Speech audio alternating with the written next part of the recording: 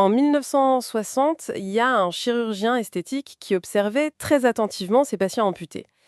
Et il a remarqué, avec une précision vraiment clinique d'ailleurs, qu'il leur fallait en moyenne 21 jours pour cesser de ressentir leurs membres fantômes. Ouais, le fameux chiffre. Exactement.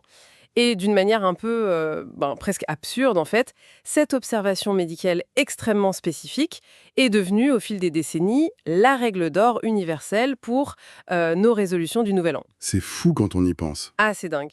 Mais aujourd'hui, on détruit ce mythe.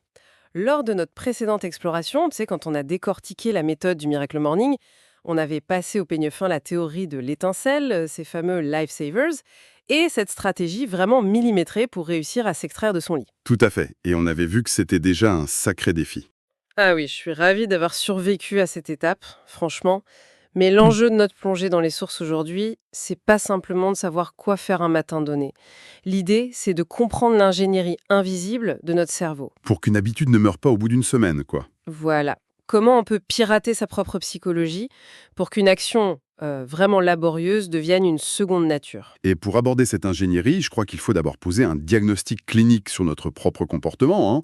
Je suis ravi d'être là pour en parler parce que l'un des constats les plus implacables des textes qu'on étudie, c'est que la qualité de notre vie, c'est le reflet quasi exclusif de la qualité de nos habitudes. Ouais, on est ce qu'on fait tous les jours en gros. C'est exactement ça. Les individus qui maintiennent un certain niveau d'accomplissement, que ce soit dans leur santé, leurs finances ou leurs relations, ils ne fonctionnent pas sur une réserve inépuisable de volonté. Bah non, parce que la volonté, on le sait, ça s'épuise super vite. Absolument. Ils ont simplement bâti, on pourrait dire, une architecture d'habitude, tu vois, qui soutient ce mode de vie.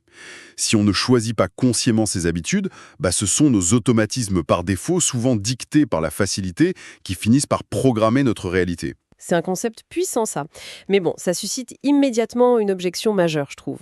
Enfin, on a tous, à un moment donné, compris cette logique. On a tous lu les livres, on a acheté l'équipement sportif hors de prix, on a mis le réveil à 5 heures du matin avec genre une motivation de faire. Oh que oui. Et le lundi, ça marche super bien. Mais le mardi, et pourtant, oh, le taux d'échec est absolument faramineux. Pourquoi notre propre cerveau nous sabote avec autant d'efficacité, en fait? Eh bien, l'échec, c'est pas une question de faiblesse morale ou de manque de sincérité. C'est surtout un problème d'attente complètement erronée face à la biologie de notre cerveau. En gros, on part escalader une montagne en pensant qu'il s'agit juste d'une colline, tu vois. Ah oui, on sous-estime totalement l'effort. Exactement. Prenons le phénomène sociologique le plus prévisible qui soit. Les salles de sport lors de la première semaine de janvier. Ah, la fameuse. L'endroit est saturé, l'énergie est à son comble. Mais que se passe-t-il inévitablement autour du 20 janvier? Le parking est désert, c'est le calme plat. Voilà. La majorité des inscrits a capitulé. Et c'est précisément là que le mythe du chirurgien de 1960 entre en jeu. Cet effondrement de fin janvier, c'est fou parce qu'on a pris une adaptation neurologique liée à un traumatisme physique sévère, l'amputation, pour en faire un dogme absolu du développement personnel. C'est fascinant de voir comment la culture populaire peut déformer une donnée scientifique, hein. Bah oui, mais si la règle des 21 jours est basée sur les amputés, faire le parallèle avec, je sais pas, l'adoption d'une routine matinale, ça me semble être un saut logique vraiment monumental. C'est quoi le véritable calendrier du changement selon l'analyse de nos sources, Hélène? C'est une excellente remise en perspective. L'expérience empirique de l'auteur, qui a été validée par l'observation de milliers de parcours, elle démontre que le véritable cycle de création d'une habitude, il ne s'articule pas sur 21 jours, mais plutôt sur 30 jours. 30 jours, carrément. Ouais. Et la subtilité primordiale, en fait celle qui manque à la majorité des théories sur le sujet, c'est que ce mois n'est pas un blot homogène.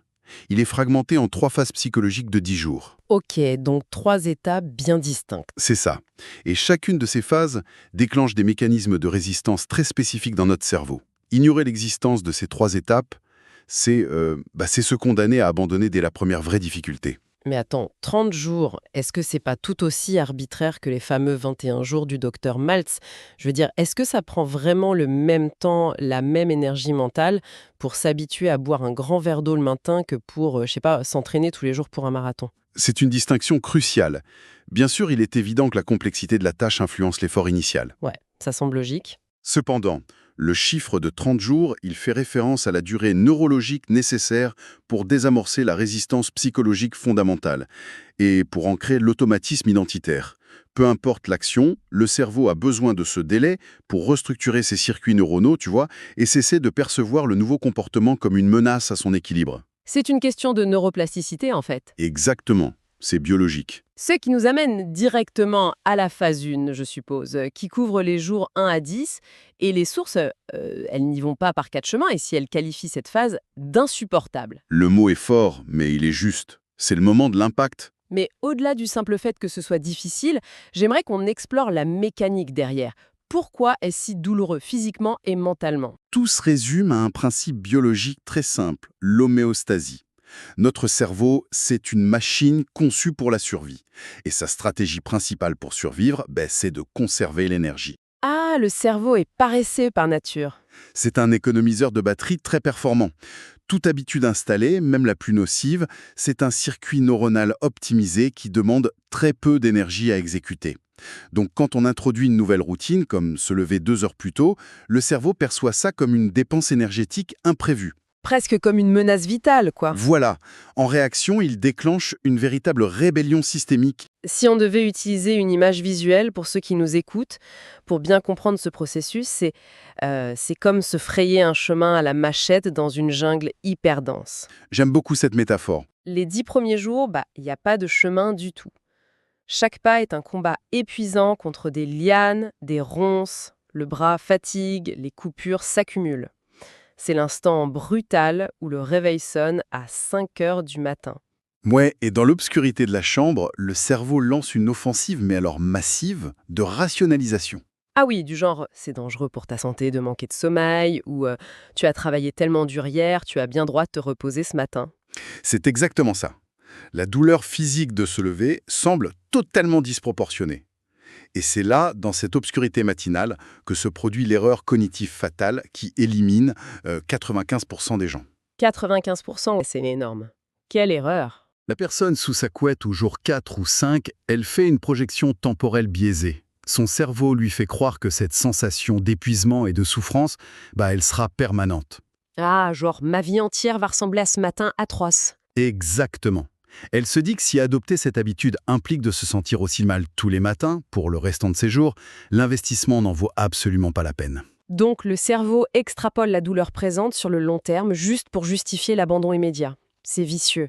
Mais l'avantage tactique que propose cette méthode, c'est de comprendre ça pour isoler cette douleur, non? Tout à fait. Ceux qui ont déjà affronté ce mur doivent retenir une chose. Cet état est strictement temporaire. C'est un levier psychologique majeur. Savoir que cette phase de rejet total ne dure que 10 jours, ça change radicalement la perspective. L'être humain est capable de tolérer des niveaux de contrainte très élevés, à condition de voir clairement la ligne d'arrivée, non? Bien sûr. Quand l'alarme sonne au jour 7, la pensée ne doit pas être « je dois faire ça toute ma vie », mais plutôt « il ne me reste que 3 jours de bataille avant que mon corps ne commence à céder ». C'est ça qui permet de survivre à la jungle. Donc, on s'accroche, on donne les derniers coups de machette et on atteint le jour 11. On entre dans la phase 2.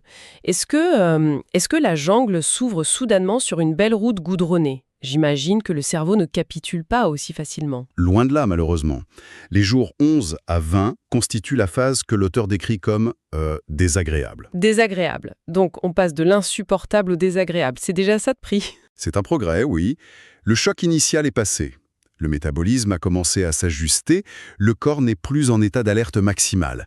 L'action n'est plus physiquement insupportable. Mais il y a un mais. Sauf que c'est là que le piège se referme avec le plus de subtilité. C'est une véritable zone de purgatoire psychologique. L'adrénaline et l'enthousiasme du premier jour sont totalement épuisés. Mais les bénéfices automatiques de l'habitude, eux, ils ne sont pas encore perceptibles. Ah, le fameux ventre mou. Donc si on reprend l'exemple de la salle de sport, on est précisément dans la 3e semaine de janvier. La motivation initiale, elle s'est complètement évaporée. Exactement. On est en plein dedans. Si on reprend notre métaphore de tout à l'heure, le chemin dans la jungle est tracé. Ok, on n'a plus besoin de la machette. Mais le sol est complètement rempli de boue, on glisse, on avance péniblement. L'usure mentale remplace en quelque sorte la douleur physique. C'est une très bonne image. Le danger principal de cette deuxième phase, en fait, il réside dans la nostalgie de l'ancien confort. Ouais, on regarde en arrière. Voilà. Puisque l'action demande encore un effort conscient important, l'ancienne identité tire en arrière avec force. Le cerveau, constatant que la nouvelle habitude n'est toujours pas fluide, tente de négocier un retour en arrière. Genre, il propose des compromis un peu empoisonnés. C'est ça, tu as tenu 2 semaines complètes, tu as largement prouvé que tu en étais capable. Prendre juste un jour de pause ce matin ne cassera pas ta dynamique. Ceux qui ont essayé de modifier leur alimentation, je pense, connaissent parfaitement cette petite voie. C'est la rationalisation du «je l'ai bien mérité», un petit écart. Et si on cède à ce moment-là, la boue recouvre le chemin instantanément. Absolument. Et c'est ce qui nous ramène à la toxicité du mythe des 21 jours. Si quelqu'un est intimement convaincu que l'habitude est censée être parfaitement ancrée au bout de 3 semaines, que se passe-t-il lorsqu'il arrive au jour 20 et qu'il ressent encore de la friction? Il en déduit que la méthode ne fonctionne pas pour lui. Ou pire, qu'il a un défaut de volonté intrinsèque, tu vois. Il se dit « c'est moi le problème ». Exactement. Il a traversé l'enfer de la phase insupportable, il a pataugé dans la phase désagréable, et juste au moment où le cerveau est sur le point de cristalliser l'habitude, paf, il arrête tout. Il abandonne à quelques mètres de la ligne d'arrivée. C'est tellement frustrant quand on y pense. Parce que le basculement réel, tu vois, la récompense neurologique, elle n'intervient que dans la 3e phase. Alors parlons-en de cette phase 3. Les jours 21 à 30, la fameuse phase irrésistible. Enfin, la lumière au bout du tunnel. On arrive enfin au pavage de notre chemin dans la jungle. L'action devient enfin fluide. Mais il y a un élément dans les sources qui me frappe particulièrement ici. Lequel? L'auteur ne parle pas seulement d'une action qui devient plus facile. Il parle d'un bouleversement beaucoup plus profond. Qu'est-ce qui se joue concrètement au niveau neurologique ou psychologique dans la tête d'un individu pendant cette dernière ligne droite? C'est l'évolution d'un simple comportement vers une véritable identité. Pendant les 20 premiers jours, le cerveau a associé l'action à une forme de pénibilité, d'effort. D'accord. Mais la fonction vitale des jours 21 à 30, c'est de commencer à sécréter de la dopamine en lien avec la réalisation de cette habitude. On commence à y associer du plaisir et surtout de la fierté. Oh, donc la boucle de récompense s'active enfin. Tout à fait. Mais le véritable miracle psychologique se situe vraiment au niveau de la perception de soi. On assiste à une mutation des croyances identitaires. On passe du faire au être, en fait. Exactement.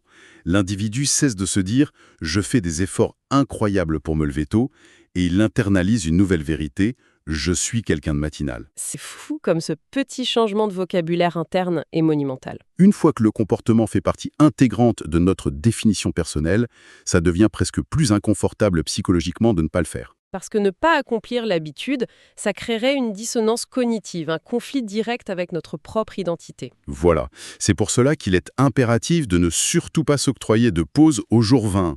Il faut laisser au cerveau l'opportunité de savourer, de cristalliser cette nouvelle identité pendant 10 jours consécutifs. Et pour illustrer cette métamorphose identitaire, les textes fournissent une anecdote frappante. C'est le propre parcours de l'auteur, Hal Elrod, avec le marathon. C'est vraiment un cas d'école, parce que son point de départ n'est pas seulement neutre, il est profondément négatif. Oui, il faut rappeler qu'il déteste viscéralement courir à la base. Mais au-delà de ça, de cette haine de la course, il a eu ce lourd accident de la route. Son accident l'a laissé avec un fémur et un bassin fracassés, ce qui a généré chez lui une appréhension presque traumatique à l'idée d'imposer des chocs à sa jambe. Et c'est compréhensible. Son identité première à ce moment-là est très claire, je suis brisé physiquement et je ne suis absolument pas un coureur. Donc il part avec un handicap psychologique et physique majeur, mais poussé par, la curiosité et le désir de tester les limites de son propre système, il décide de s'attaquer à ce fameux mur identitaire. Et l'histoire de son premier jour est particulièrement évocatrice, non ? Oh, c'est presque tragicomique en fait. Ouais. Il réunit un peu de courage, il enfile ses baskets, il fait quelques foulées dans son allée avec l'énergie un peu naïve du premier jour, et dès qu'il atteint le trottoir, paf, il se tord violemment la cheville. Il se retrouve couché sur le bitume, terrassé par la douleur. Le pire cauchemar. Franchement, n'importe quel cerveau normalement constitué interpréterait ça comme un signal d'alarme absolu. Arrête tout de suite, c'est dangereux, tu n'es pas fait pour ça. C'est la quintessence de la phase 1. La réalité physique s'oppose violemment à l'intention mentale. Mais, malgré cette chute, il s'entête le lendemain. Ces 10 premiers jours, c'est une véritable agonie. Chaque pas réveille la douleur de ses hanches. Son fémur fragilisé proteste à chaque impact. Et pourtant, le véritable combat se déroule dans sa tête. Il doit faire taire ce qu'il nomme la voie de la médiocrité. Cette fameuse rationalisation interne qui lui fournit des excuses parfaites et même des excuses médicales tout à fait valables pour abandonner. Et il ne survit à cette phase insupportable qu'en s'accrochant à une discipline presque militaire, en suivant un petit manuel d'entraînement pour débutants. Puis, Il entre dans la zone désagréable, les jours 11 à 20. Et là, l'adaptation biomécanique opère légèrement. Il confesse lui-même que durant cette période, il ne prend toujours aucun plaisir à courir. Ouais, l'enthousiasme est complètement inexistant. Il a simplement cessé de détester l'action, tu vois. Courir est devenu une tâche mécanique, une obligation quotidienne au même titre que, je sais pas, sortir les poubelles. C'est vraiment l'exécution à l'état pur sans aucune passion. On sent bien l'usure caractéristique de cette phase 2. Et c'est là que sa persévérance révèle la puissance de la phase 3. En franchissant le cap du jour 21, la friction mentale disparaît complètement. La course n'est plus un sujet de débat interne au réveil. Ces circuits neuronaux ont intégré l'activité. C'est ça. Il commence même à anticiper positivement ses sorties, tu vois. Il profite de ce temps pour écouter des programmes audio, pour répéter ses affirmations. La douleur physique et la résistance mentale ont enfin laissé place au plaisir. Mais ce qui est le plus fascinant dans cette histoire, c'est le résultat final. En seulement 30 jours, il a pulvérisé une croyance limitante très solidement ancrée.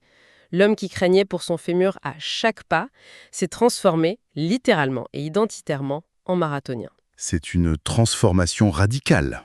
Cette trajectoire, elle met vraiment en lumière une vérité dérangeante sur la motivation. Enfin, on a souvent tendance à diviniser la motivation, à l'attendre comme une sorte de muse avant de passer à l'action. Or, cette histoire prouve que la motivation ne précède pas toujours l'action. Bien souvent, elle n'en est que le sous-produit, oui. C'est ça, le sous-produit de l'action répétée. C'est le fait d'avancer presque aveuglement à travers l'insupportable et le désagréable qui finit par générer l'irrésistible. Et si on prend un peu de recul sur l'ensemble de ce processus, ça nous amène à repenser notre rapport fondamental à la notion de liberté. Dans notre culture, la liberté est très souvent confondue avec l'absence totale de contraintes. Ouais, le droit de faire ce qu'on veut, quand on veut, de céder à l'impulsion du moment. De rester bien au chaud dans le confort de ses anciennes habitudes, oui. Mais les sources qu'on analyse aujourd'hui, elles suggèrent exactement le contraire. La liberté véritable, celle qui permet de façonner sa santé, de sculpter sa carrière ou de trouver sa sérénité mentale, elle exige un prix d'entrée. Et ce prix, c'est l'acceptation volontaire d'un inconfort transitoire. C'est très stoïcien dans l'âme. La discipline n'est pas l'énou de la liberté, en fait, elle en est le prérequis absolu. C'est tout à fait ça. En comprenant l'anatomie de ces 30 jours, on démystifie totalement le succès. Ce n'est plus une question de gène favorable ou d'une volonté hors du commun. C'est une simple question de calendrier et d'anticipation stratégique. Le mur des 10 premiers jours n'est qu'une illusion d'optique créée par un cerveau qui est juste avare en énergie. Une fois qu'on a percé cette illusion, on récupère le contrôle de la machine. On cesse de subir son architecture neurologique pour en devenir l'architecte en chef en quelque sorte. Le pouvoir de décider consciemment qui l'on veut devenir et d'y parvenir en l'espace d'un petit mois, c'est probablement la compétence la plus précieuse qu'un individu puisse acquérir. Franchement, ça soulève une question fascinante, presque vertigineuse pour ceux qui nous écoutent. Si seulement 30 jours de discipline stratégique suffisent pour réécrire une identité entière, quelle est cette habitude précise que nous repoussons depuis des années, persuadés qu'elle était hors de portée, alors qu'elle n'est en réalité qu'à un mois de distance? L'inconfort n'est qu'un péage temporaire sur la route d'une transformation définitive, et c'est là que tout commence vraiment à prendre sens. Et pour celles et ceux qui veulent aller plus loin, le livre est disponible gratuitement via le lien en description.